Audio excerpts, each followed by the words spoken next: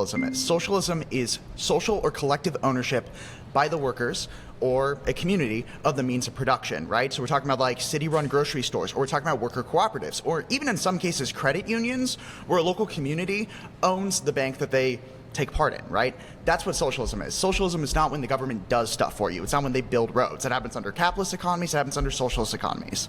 But I'm also not sure you entirely know what capitalism is, and if it's okay, I'd like to ask a couple questions about your job. Sure. Because you're offering that. Patrick Bet David, ladies and gentlemen, today we're going to review, in my opinion, one of the greatest leaders of our generation, the greatest example of authority, of building power from scratch, and one of the greatest debaters and communicators. Now, this is a Jubilee interview, a beautiful example of a debate. And this is a conversation that I found particularly interesting with this guy named Hunter. Now, from the beginning, you guys can already notice some big mistakes Hunter is doing. Even in some cases, credit unions, where a local community by the workers or a community of the means of production, right? So we're talking about like city-run grocery stores, or we're talking. Notice the eye contact. When you're watching Hunter speak, and the guy spends about 50% of his time looking down while he speaks to Bet David, what does that show in his body language? What does that communicate in the body language? How important is that? It communicates weakness. It communicates fear. And this is not good in debate. You guys will notice the rest of the conversation, his eyes looking down as he speaks to the person. Horrible.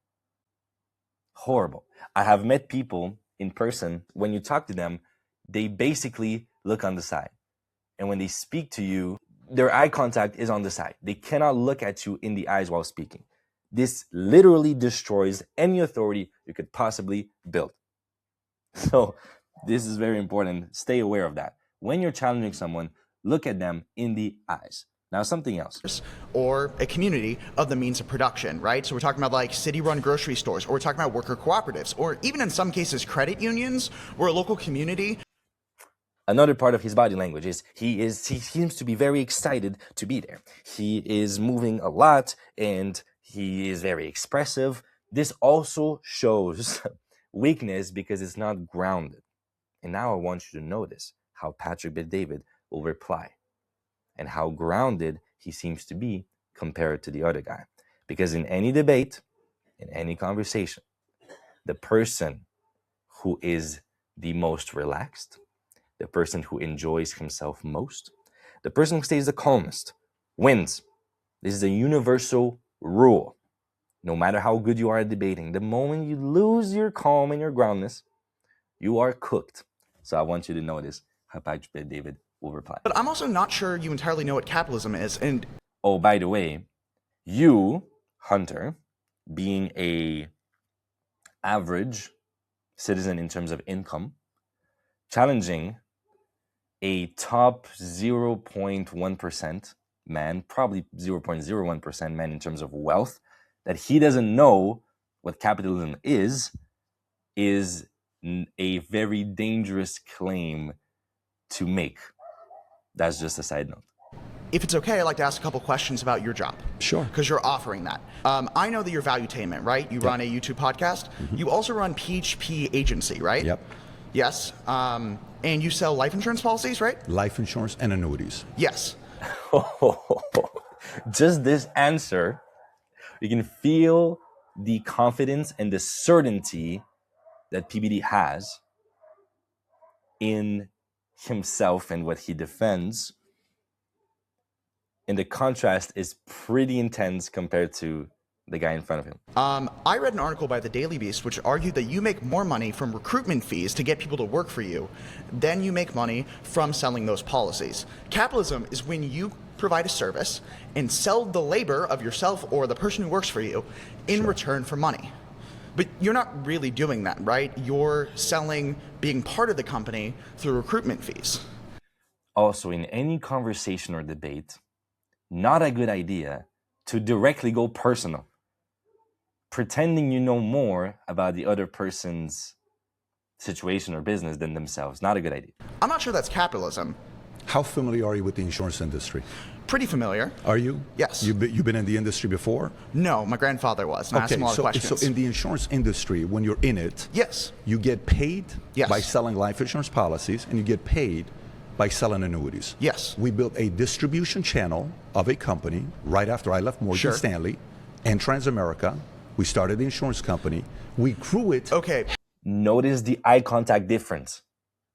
This I already want you to notice. And the tone. And the pauses in between. Instead of going, every 2 seconds like Hunter. What I like about this video here, by the way, it's improv as usual. What I like about it is the contrast. Yes, I'm reviewing PBD, but I'm also reviewing what not to do at the same time with Hunter. Helping middle-income families who didn't have another opportunity to create wealth for themselves. I just came back from our event in Vegas. Hold on, I'm not sure that's correct, though. It is, though. It's not correct, though, because what do you make more money from? I just came back from. We don't make more money from recruiting. Okay, this is the one feedback I have for PBD here, which is he should have kept going. Please, Hunter, I appreciate your point, but let me finish mine. This is a conversation we're having here. And I would have continued finishing my point because now he let Hunter break his frame. He let Hunter change his point. He was about to say something powerful, and now Hunter was cutting him off, and Bet David lost the frame. Let's keep on. Recruiting. I read the Daily Beast article that did that. I also watched CoffeeZilla's debate with you, where he pulled up receipts that the majority of the employees of your company don't make any money. Here's a question for you. For you. Bring up CoffeeZilla. Yeah. Daily Beast is a different story. Go to CoffeeZilla. Sure, of course. Do you think if I was working... Hunter, you cannot agree every 2 seconds with this sort of passive-aggressive body language. I don't know about you guys, but when I have a conversation with someone, sure, yeah, every 2 seconds with this sort of energy about them, it's, to me, I immediately lose respect for the person. However, it is so frustrating. It also helps break the frame of the person who's supposed to be more calm like Bet David, and see here it's kind of working. So I must give that to Hunter at least. Worried about my business model, I would go on CoffeeZilla. What do you think? Do you I think it's not really capitalist. Hang on a second. Do you think if I was worried about my business model, I would go on CoffeeZilla? They were actually very strong when they came back after me. We had a 2-hour conversation. Yes. We finished it. It was good to go. We moved on. Their claims that only 1% or 2% make and nobody makes it in insurance, they're right. Most people don't make it in insurance. Just like most people who move to California don't make it in Hollywood. So I believe and the most people technical don't make it in term real for when you estate. make more money from getting... So this is a beautiful, beautiful technique that Bet David used here, which is something that you can almost equate to martial arts. You know how in martial arts they say you want to use the opponent's force against them. And whatever you resist persists. So instead of resisting, you use their attack against them. So when he says, when they claim that only 1 or 2% of the company makes money, now people expect him to say that's false or whatever because they see that as something wrong. He goes, they're right. So do, and then he goes and names all the other industries that also only the 1 or 2% make the most money. It is a beautiful, beautiful strategy to break the pattern of the opponent and be like, hey, I'm using your force against you. What now?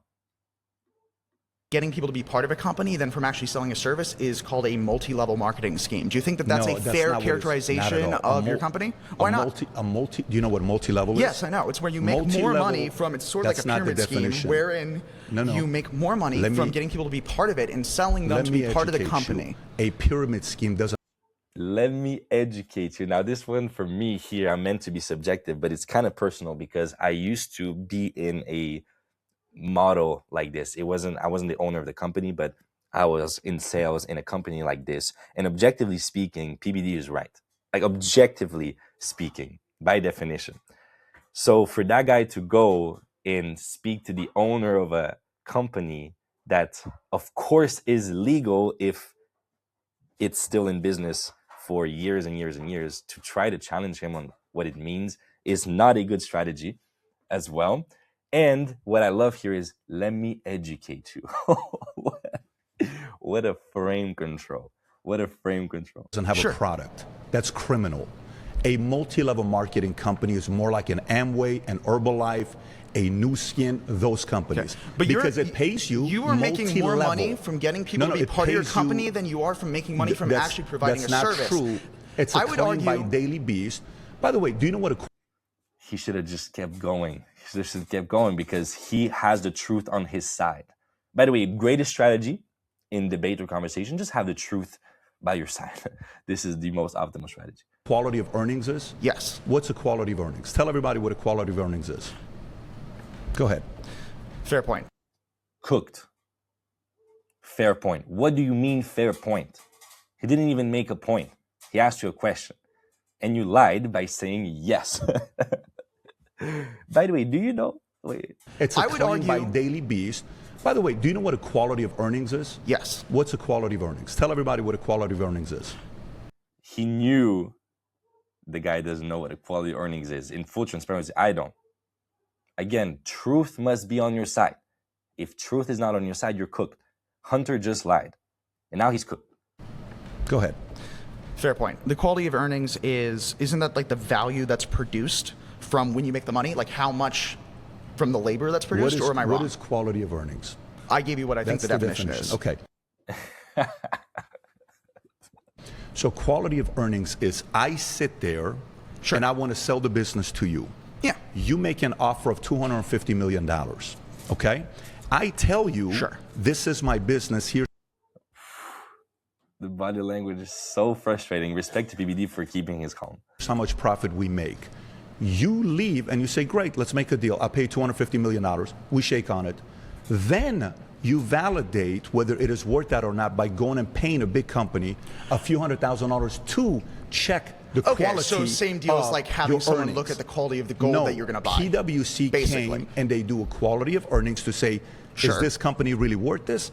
They get to make a decision whether the company is truly doing what you or Daily Beast claims to do. The value comes from your brand. It comes from going on podcasts like that, even when they expose the business model, because you're not selling. Do you know what ended up happening? Don't make claims you don't know about. Do you know what you're selling? Do you know what ended up happening? You know what you're selling, right? Do you know what...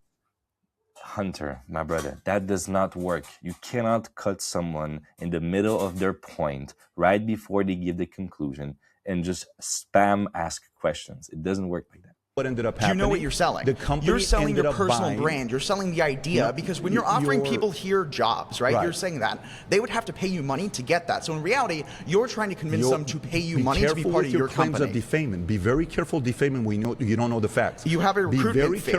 Be very careful have a claiming. Recruitment fee. Be very careful making that claim when you said people here have to pay to work at our company. It's recruitment fee. Be very careful. No, those are two different things. Those are two different things indeed, my brother. Truth must be on your side. The most important takeaway from this. If truth is by your side and you genuinely approach the conversation, not in a personal matter, but in a matter where you're looking for the common truth, you're looking to share your truth with the world from a place of openness, from a place of groundedness, of presence, and you hold eye contact, and you eliminate as much as possible filler words, you will most likely win most debates.